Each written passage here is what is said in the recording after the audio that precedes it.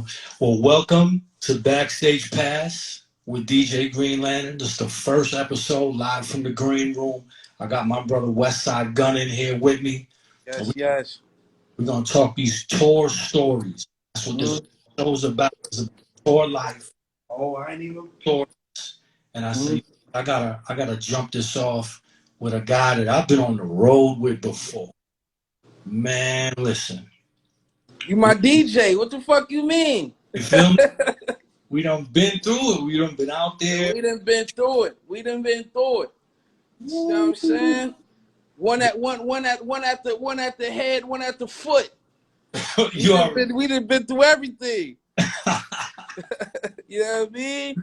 They don't know about that, man. Man, listen, I'm gonna tell y'all this. This guy gets it out the mud. Okay? He got it out the mud, but he's still getting it out the mud. You feel me? I'm the hustler. I'm your favorite hustler. You know, first and foremost, I gotta ask about your health. I heard you went through the corona. How you feeling?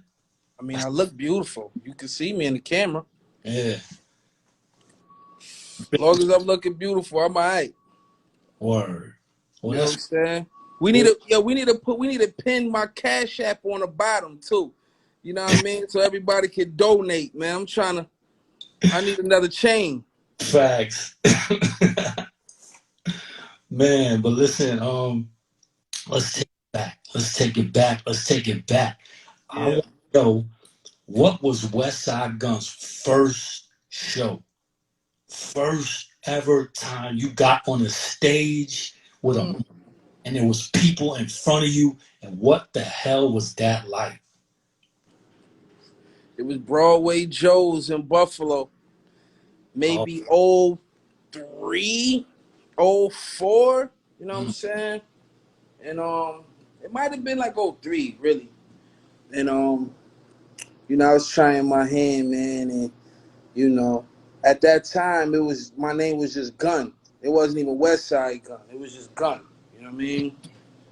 And I don't know, man. I just went up there. I forgot even what I did. I probably rapped over like some instrumentals. You know what I mean? It wasn't. Or It wasn't like it was a song or nothing. It was really just one of them open mic.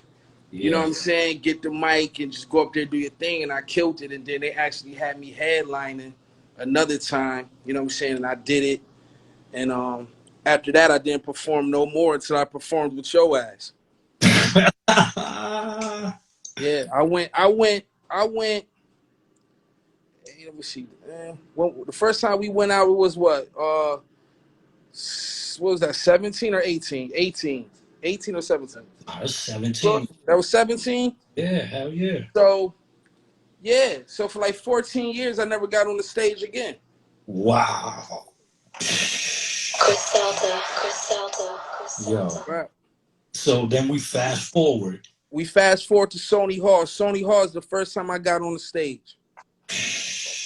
Was that Webster Hall or Sony Hall? I mean, Webster Hall. Webster Hall is the first time I ever got on stage. Webster Hall is the first show that I ever performed. You know what I'm saying? That was the first Griselda show of all time. Sold out. Wu-Tang, Locks, Mobb Deep, Rock Marcy, Smoke DZA, Mayhem Loren, all the DJs, everybody in the crowd is Chris. Everybody packed sardines, and that was the first show of the tour. That was the night. That was the torch passing. That was the night. Ray, yeah. Rest in peace, Prodigy. Yeah. Oh yeah, I forgot. I see somebody in the crowd said My Kami. Yeah, My Kami performed that night.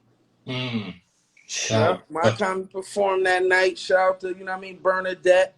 You know what I mean? Rest in peace, Sean P. Hell yeah, that was the night. That was the passing of the torch from the legends to the next generation of the underground. That right there was like culture that night, right? Yeah. I know that word get overplayed and everything, but that shit right there was like a fucking movie, bro. Yeah.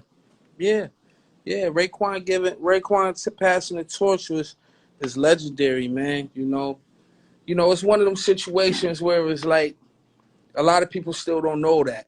You know what I mean? A lot of people don't even know that happened 3 years ago, because that's the thing about Griselda. You know, right now we starting to get our roses a little bit. You know what I mean? But 3 years ago we definitely didn't. So when Raekwon did it, it was like nobody didn't even nobody. Just imagine a show with Wu-Tang, Mobb Deep, and the Lox in the same room. That wasn't even planned. You know what I'm saying? Like, everybody getting on stage, all legendary MCs on stage, all one night, sold out show. And that shit really ain't even getting no press. You know what I mean?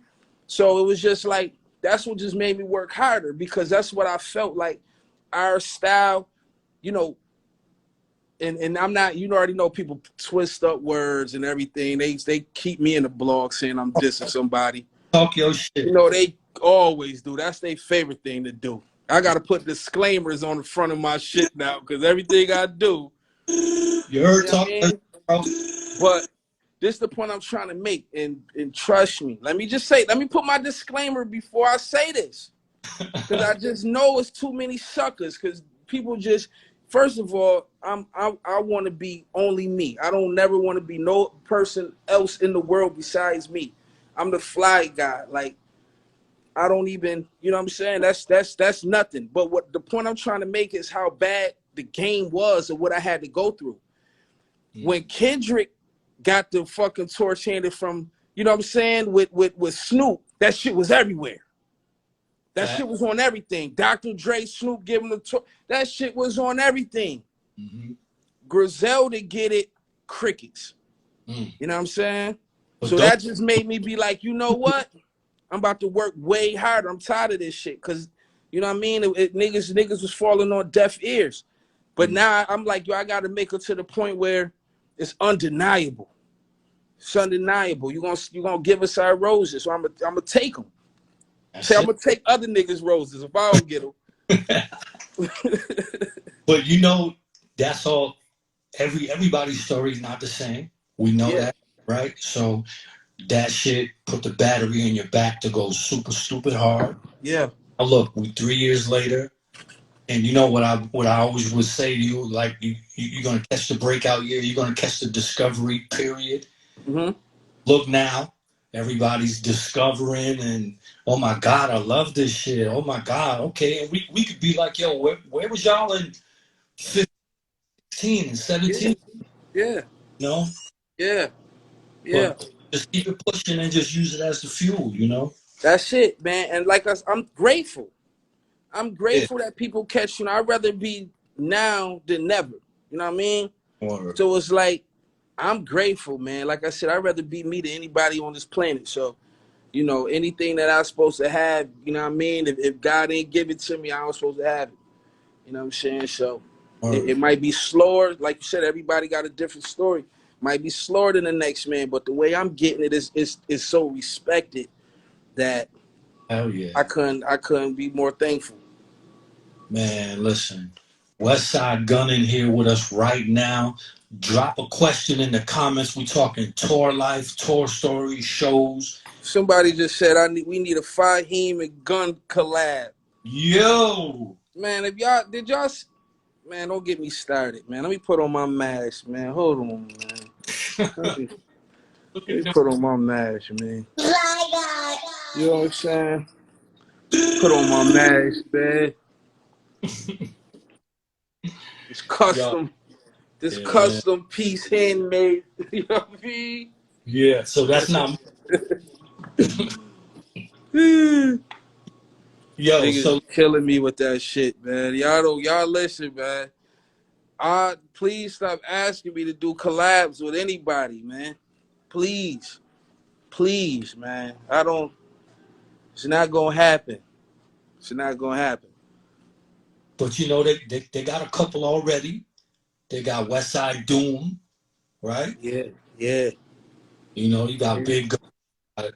You know, you got a few things in the oven already. Yeah. You know what I'm saying? Yeah. So, Yeah. but I want to touch on one thing where Now we know that these pieces right here are not merch.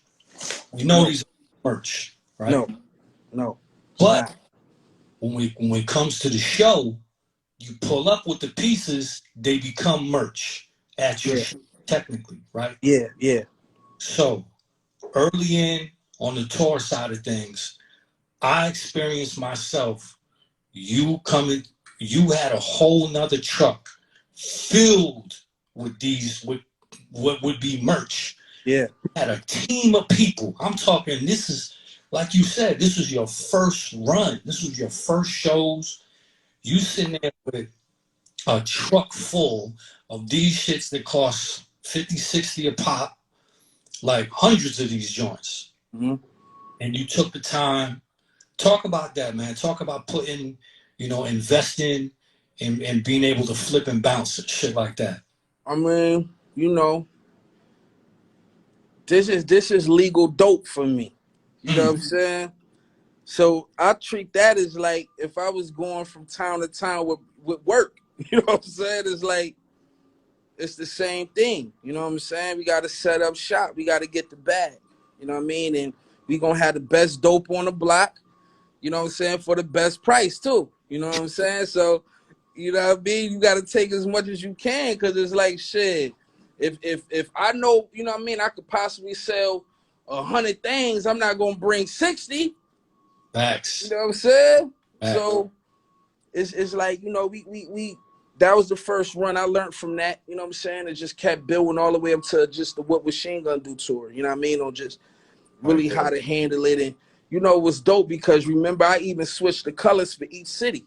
I was just gonna say, You know you what I'm saying? Like I took the time to give yeah, each city their own colorway, you know what I'm saying? So they have something to remember, the show from. And, I put a lot into it. That's what I'm saying. I'm a designer more than I am a rapper. You know what I'm saying? Like this is what I do. I do the clothing thing because, like everybody know I had the clothing line before Griselda Records. So right. this is what I literally love to do. So just taking it on the road and on tour, it was just like, let me just bring this dope to their doorstep. You know what I mean? And also, like I said, give them something to remember that they can have something that they could be like, yo, he literally went and took out the time to do something for our city.